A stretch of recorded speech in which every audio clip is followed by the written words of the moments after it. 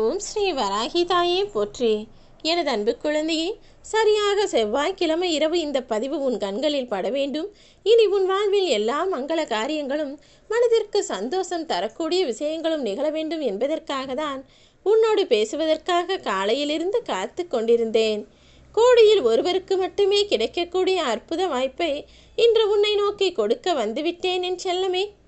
இனி எல்லா விஷயங்களும் உன் வாழ்வில் நல்லதாக நடக்க வேண்டும் என்பதற்காக தான் ஒரு முறை என்னை தொட்டு உன் இல்லத்திலும் உள்ளத்திலும் வைத்துக்கொள் என சொல்கிறேன்.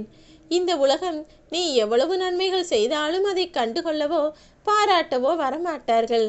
ஆனால் ஒரு தவறு செய்துவிட்டால் உடனே உன்னை விமர்சிப்பதற்கு கூட்டம் கூட்டமாக வந்து விடுவார்கள்.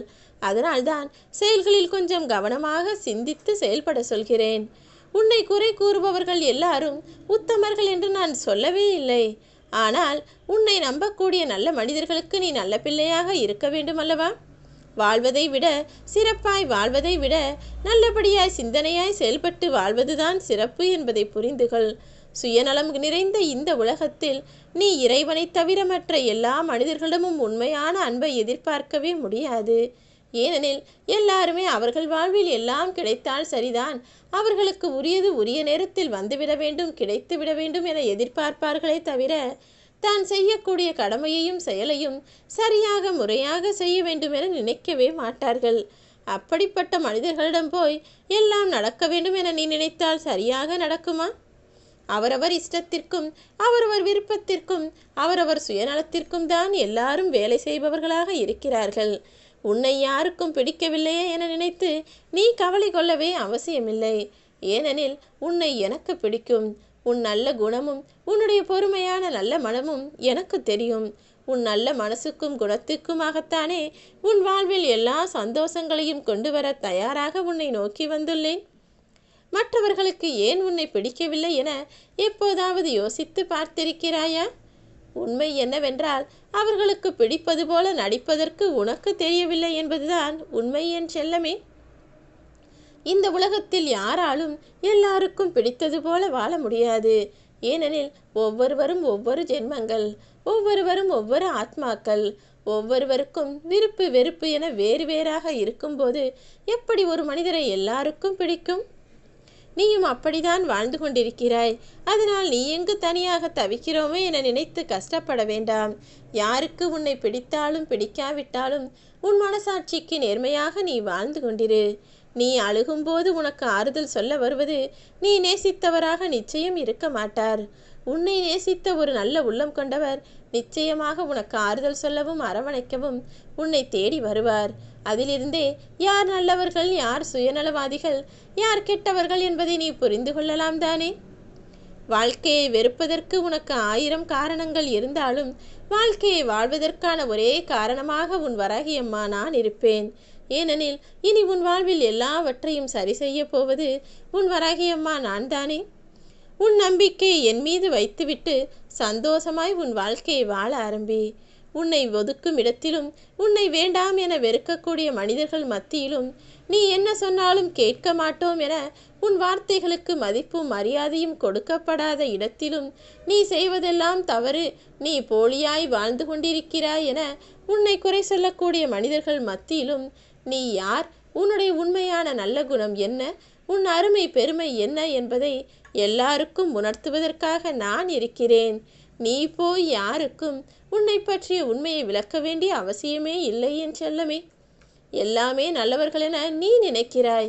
ஆனால் நீ எதை செய்தாலும் அதில் குற்றம் குறை சொல்ல இங்கு 1000 மனிதர்கள் இருக்கிறார்கள்.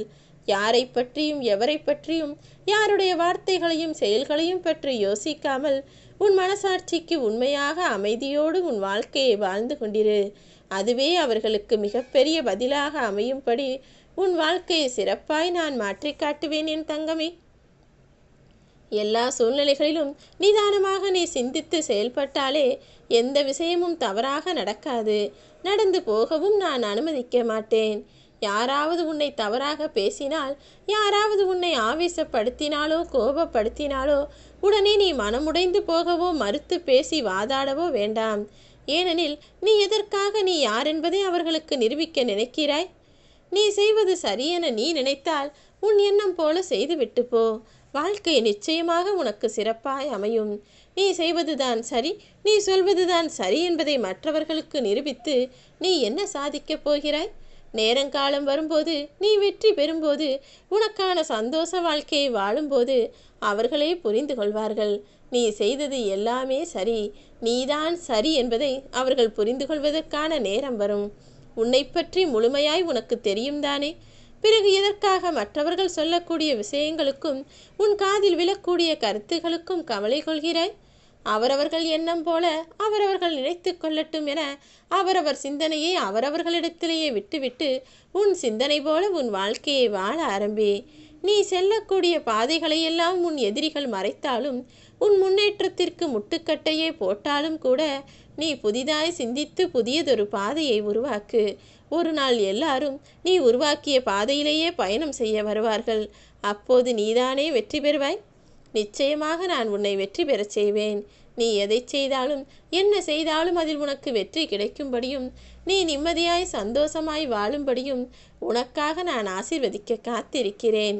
கடந்த காலமும் எதிர்காலமும் உன் கைவசத்தில் உனக்கு கொடுக்கப்படவில்லை. நிஜமான இந்த நிகழ்காலத்தில் வாழ பழகு.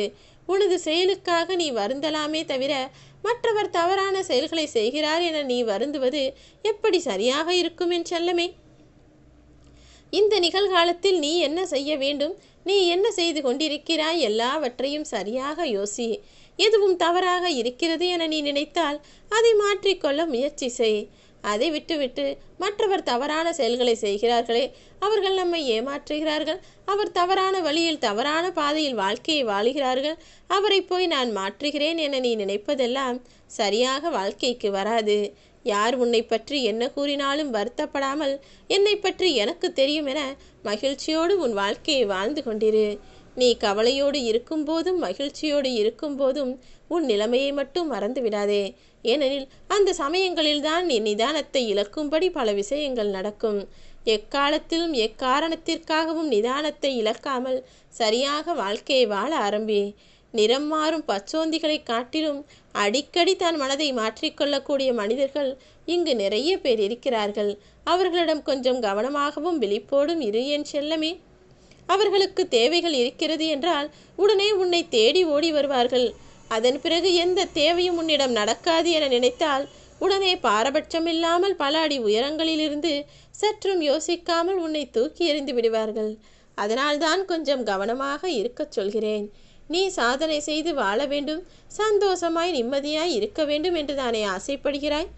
அப்படியானால் உன்னை நோக்கி வரும் ஏளனங்களையும் எதிர்ப்புகளையும் அவமரியாதைகளையும் தூக்கி போட்டுவிட்டு நம்பிக்கையோடு உன் வாழ்க்கையை வாழ தயாராகு. எல்லா வகையிலும் உனக்கு துணையாய் இருக்கும் நான் உன்னை நிம்மதியாகவும் சந்தோஷமாகவும் என் அருளாசியோடும் நிச்சயமாய் வாழ வைப்பேன். உனக்கான மகிழ்ச்சியான வாழ்க்கையை என் ஆசீர்வாதத்தோடு நீ வாழப் போகிறாய். தடைகளே இல்லாத வெற்றிகளை பெற்று நிச்சயம் நீ பல்லாண்டு வாழ்வாய். ஓம் ஸ்ரீ வராகிதாயே போற்று.